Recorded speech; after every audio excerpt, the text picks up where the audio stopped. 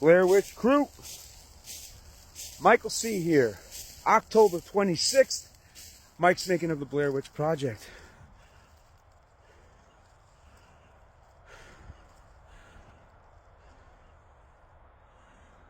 It's nothing.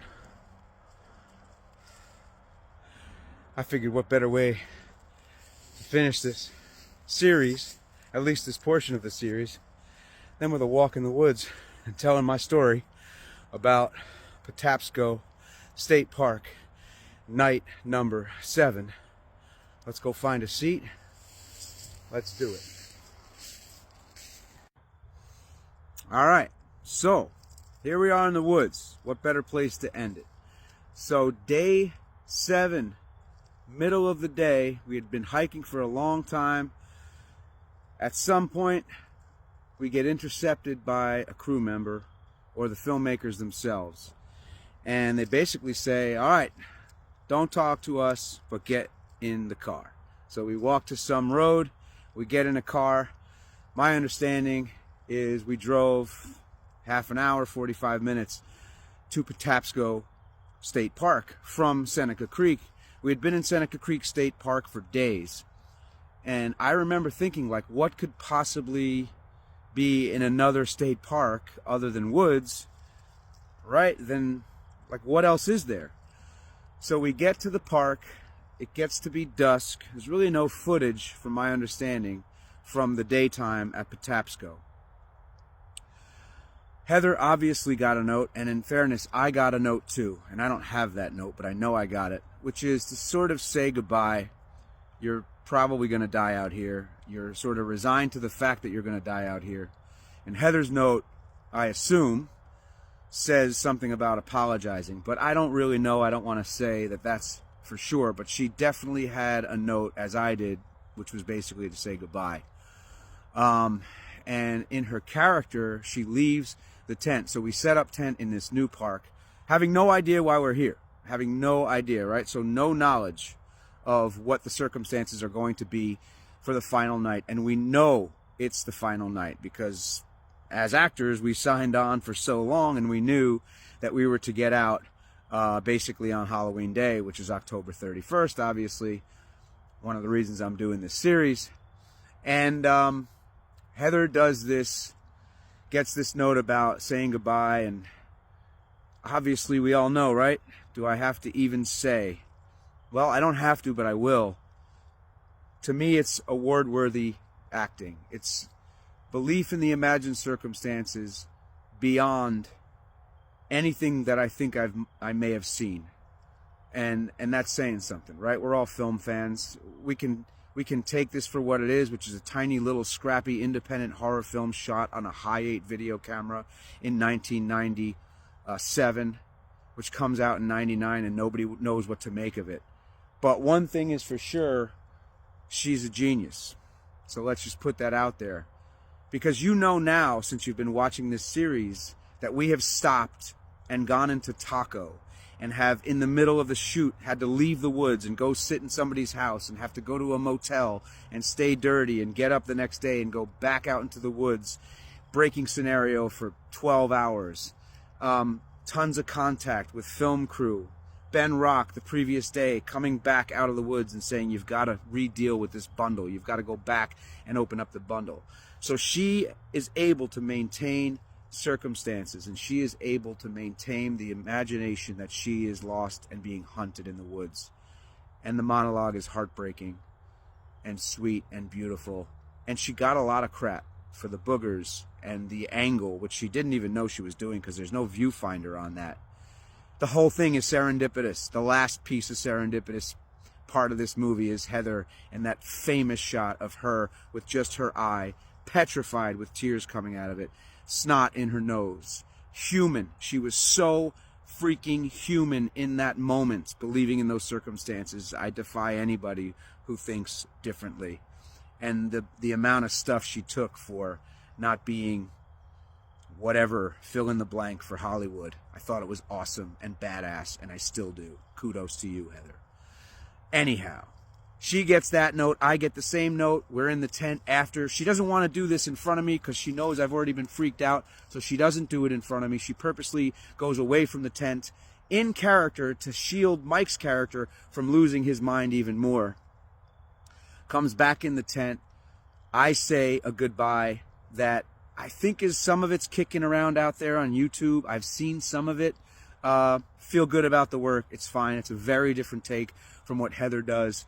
Mine is more like resigned, and I talk to my friends and my family, and I'm very happy with the work, but linearly it doesn't work. Heather's monologue has got to go there, and then cut. Middle of the night, we hear Josh's screaming. One of you guys out there said, oh, wasn't Josh back in New York? And he was for that night. The first night of screaming, and I think we confirmed this with Ed on the live, he is actually in the woods at the bottom of the hill screaming at us with that gut-wrenching scream. Second night, he's in the woods on a boombox. He goes to Tony Cora's house, who's the sound designer of this film, and does some recorded stuff for them to use on a boombox that night. So, while I physically do not have the note, and I wish I did because it's my favorite note of the whole film, but I will never forget it, and it is simply... We're in the tent, we get our little film canisters, Heather gets hers, I get mine. Mine simply states, Mike, tonight you will hear something outside of the tent. You are to follow the noise all the way up. And when Heather reaches you, you must leave her and go all the way down, leaving her behind. Doesn't tell me it's a house. I don't know why we're in this new state park. I am basically confused. I have been walking around the woods for 7 or 8 days. I have been believing in the imagined circumstances. They have made me hungry. They have made me tired. They have given me everything I need to believe that I am haunted.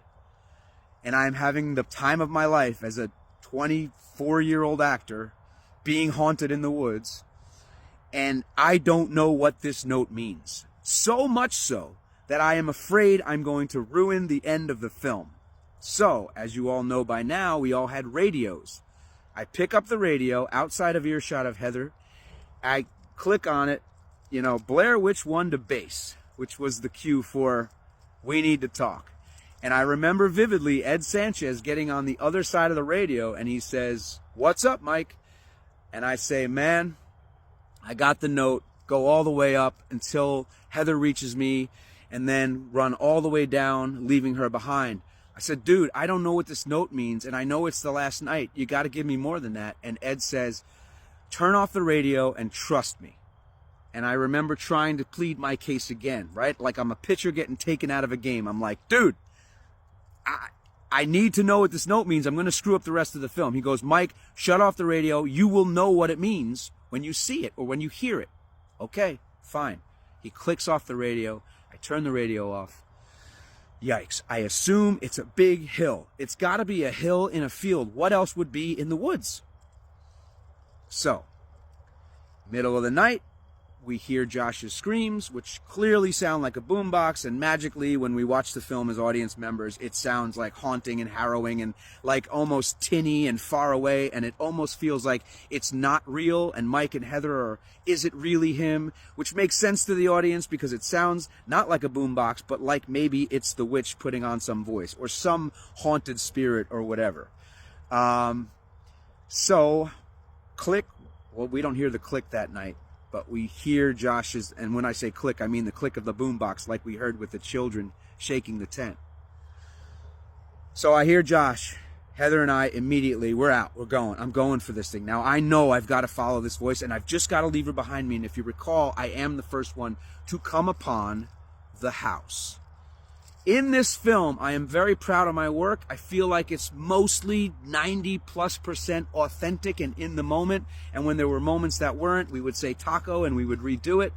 But this line that I state is my most authentic in the entire film. And the line is when I pick up the camera and you see it when I see it and I say, oh shit, it's a house. Because that's the actor and the character realizing at the same time that this is a house, and I know what that means. That means I've got to go in the house. Number one, that's not fun. Number 2, I've got to find the stairs and go up the stairs, wait for Heather, and go all the way down. Now, I've got the high 8 camera. She's got the 16mm camera, which is slowing her down tremendously. And one quick note about as we walk towards the house, I don't know if anybody noticed this, and I don't think it's art department, and I don't think I even noticed it until recently. As we're facing the side of the house and we're going to walk around to the right to go in, there's a bunch of lumber that's sort of leaning over, and then there's maybe some lumber or some old something stuck kind of to the siding of the house, and the siding is just flat, maybe old stucco siding. Anyway, the lumber combined with that little whatever that is, it looks like one of these. And I've got to ask Ben Rock if it was them planting it or it's just magic that there's a kind of like a stick man on the side of that house. I wouldn't have noticed that in character, but I noticed it in the watching.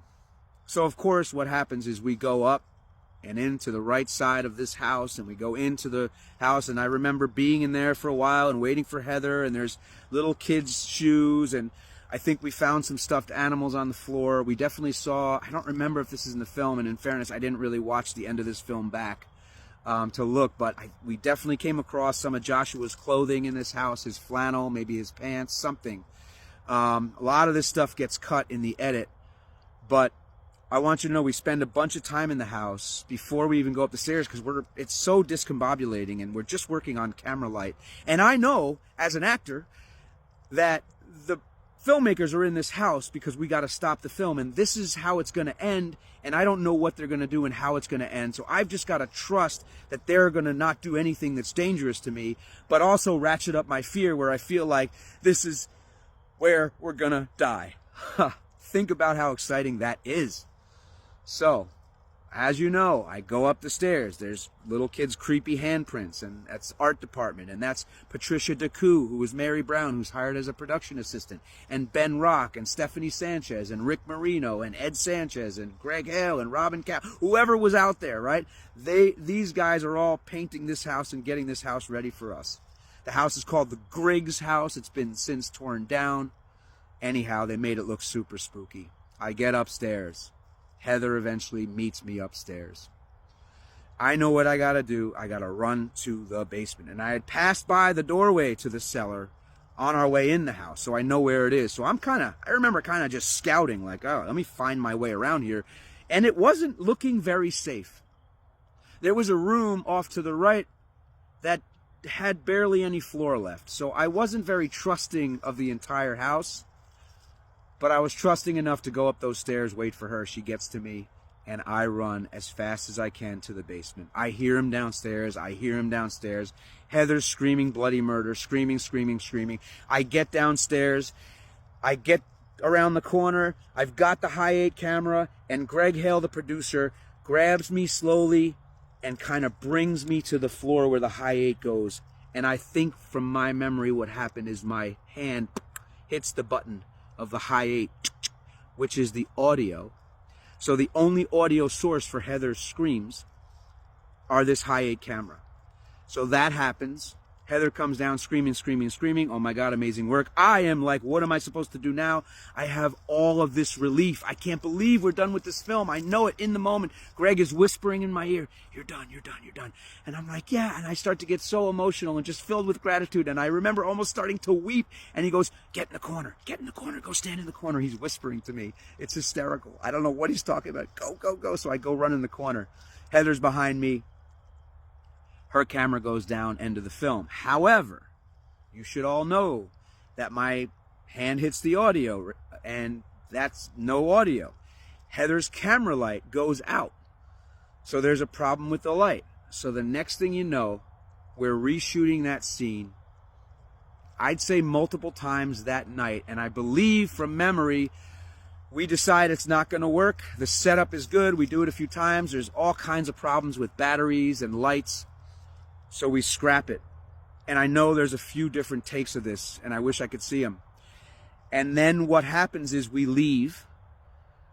It's Halloween.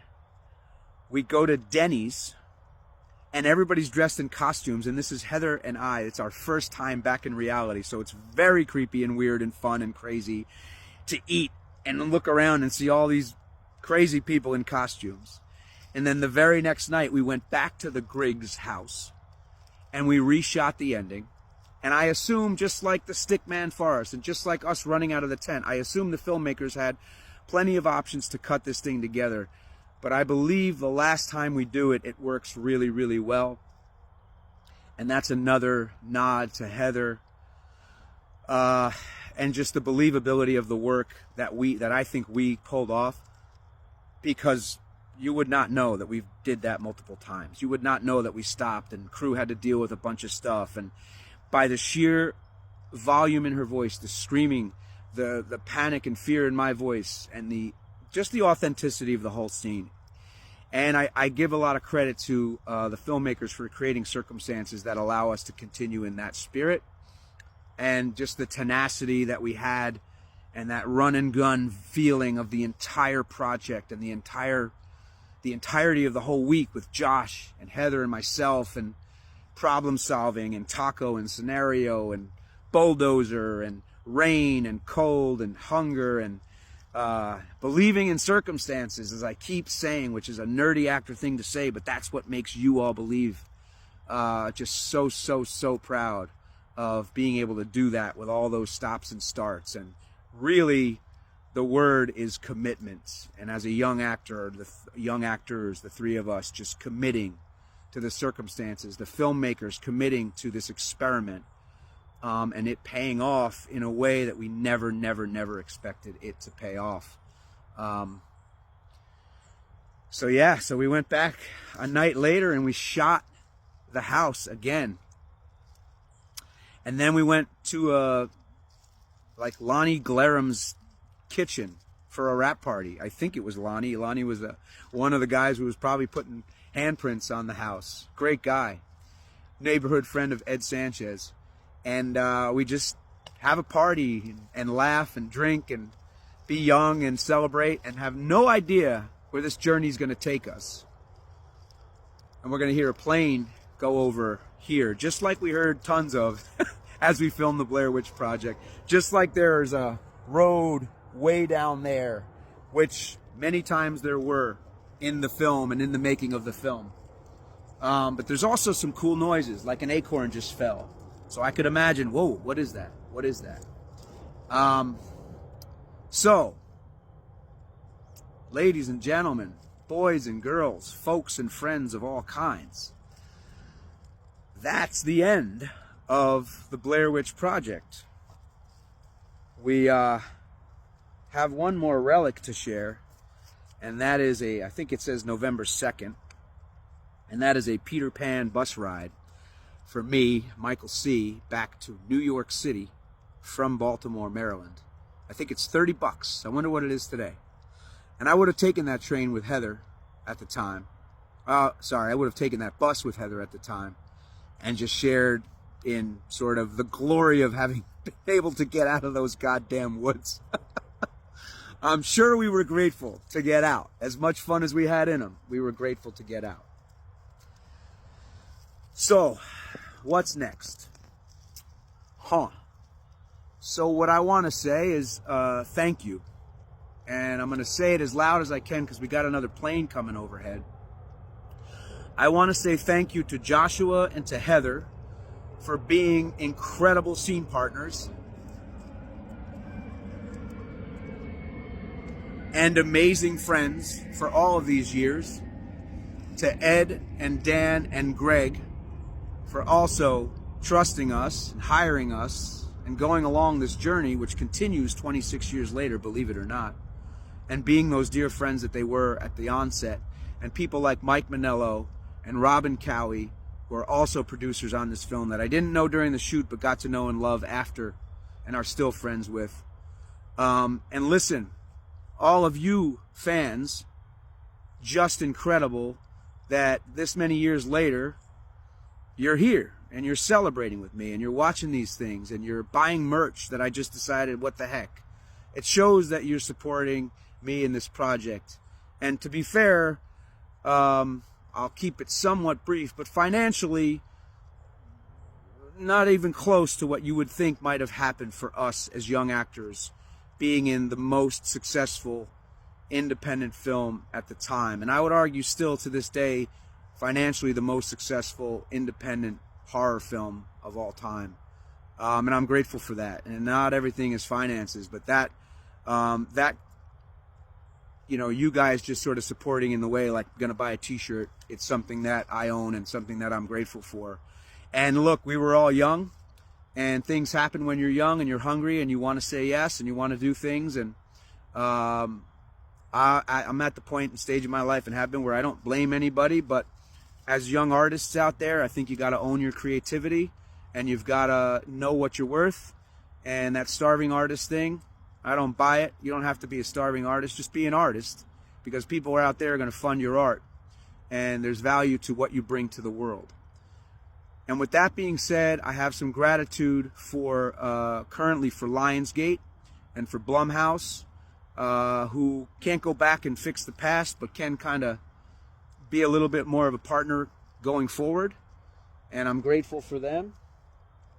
And there's definitely somebody in the woods, and I just hope it's not a hunter. It's a hunter, but hopefully he sees me. Hey, over here. Thanks, man. Good thing I didn't. Imagine I got shot in the freaking woods making a video after I'm talking about gratitude. Anyway, I do have gratitude for Lionsgate and Blumhouse, who are, you know, cooking something new up that has to do with this. And I can't say much about it other than, you know, at least for me, I can only speak for myself. I feel good about where we're at and this seat at the table that we have, even if it's a small seat. I'll pull up to the kids' table. You know, years and years of being an actor and transitioning to being a school counselor and helping kids and family. The most important job that I have in this world right now is that. And for me, I'm still an actor. I'm still working on stuff. How you doing, man? No, I'm good. I'm going to get out of here in a minute. Thank you, bro. I knew. Sorry, dude. I was like, I should have made more noise before. Yeah. Yeah. Oh, sorry. I didn't hear you. Thanks, brother. I'm doing something silly in the woods right now, shooting a video. Thanks. Okay. All right. Thank you. So anyhow, helping kids and family, I found that in my mid-30s and been doing that for years. But I still am a creator. I'm still an actor. I'm still a writer. And I'm still out here. I'm still working when I can. And I just did something a couple years ago, Ghost Game. And over this past summer, something called 6th Ave with some really creative, wonderful people. And I'm saying this because I'm putting it out into the, 3,600 people who are watching this, if that, the 100 of you that are watching every day. Because I believe what you put out there, you get back. And that's been the case for my entire life. And sometimes I forget that you've got to put gratitude out there if you want something back that gives you gratitude. And treating each other well, and treating each other right, and treating each other with kindness. And that doesn't mean be a sucker. It just means you do the right thing. And I'm getting really deep for the last video, which isn't going to be the last video because all of you want an aftermath thing, and I'm going to do some of that, and I appreciate that. But it's important for me to say, because I've been on this long journey with this film. We've had so many ups really at the beginning and a lot of downs, a lot of harder times, which is, you know, hard to say because, hey, you were in the most successful independent horror film. There were things. Trying to have a life and raise kids. It was tough. And we made it through, and my number one gratitude is for my wife, my beautiful wife, who stuck through me night and day, through thick and thin, through ups and downs, and there were some of those. I'm just so grateful for her. Even this last month, I'm running down to my little family room to shoot videos for you guys to tell this story every night. And sometimes it takes more than one go. Like, I'm not cutting this, and you're going to see the hunter and all that stuff. It is what it is, because I can't start over. It's going to get dark, and there are other hunters out there. But the fact that she puts up with all my nonsense and encourages my nonsense and knows I'm a creative and knows I have things to offer, I'm just so blessed. And this is not the last thing that I'm going to do, and it may be the thing that I'm always known for, and I'm so cool with that. I'm so grateful for that. But I hope in the future there's things that I can bring to you that you could watch and go, oh, I know that dude. And I know that dude from the Blair Witch Project. I'm okay with that. So folks, thank you. We will do some more. I'll do a live tonight to answer questions. I'm excited to be back with you all tonight. Man, it's been a fun run, right? 26 days it took us to get through casting to the end of the film. We'll do a little aftermath stuff. I may take a day off here and there. And maybe we'll start just talking horror films. I don't know. I've got a great community here. You guys have been awesome. This is going on way too long. I feel like this is the thing that Heather asked me to do. Like, hey, say goodbye to everybody in the tent all those years ago. Folks, thank you again. You guys are the best. From the woods, last video, Grig's house, basement, finished. I'm standing in the corner. I'm turning around and I'm saying thank you, one and all. MCW out. Peace.